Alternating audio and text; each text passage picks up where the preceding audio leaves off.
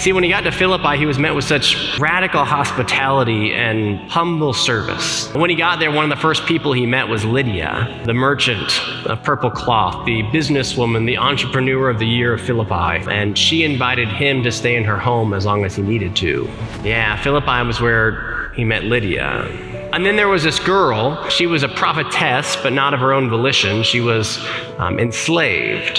And they used her to tell fortunes back in the day. They said she had the spirit of Delphi in her, and they took advantage of her and they exploited her until Paul stopped this.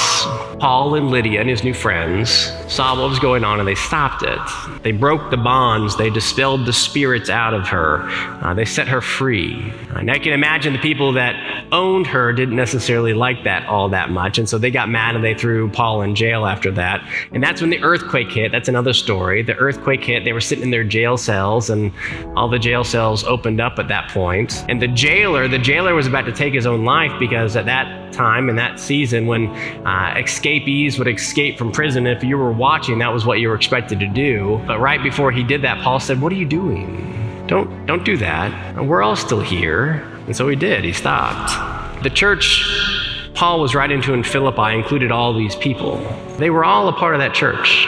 Lydia, the freed girl, the former jailer and his whole household, it says. All of them and more. All the people who were with them in all those instances, all the people and more, they were a part of that church. They were a diverse crew, but they had some intentional unity going on there. They were all a part of that church. They were living as the church. They were being the church for each other, and even for Paul. They were being the church for Paul. These were the ones who had seen life with him. They had walked with him in that season and kept in touch with him later on. They kept walking with him even if they weren't physically there. They were the people who inspired him. These were the people who bled with him. These were the people who visited him and wrote to him even when he was in prison. These were transformational relationships that we hear about, not just for them, but also for him, for Paul. And they were figuring it all out together.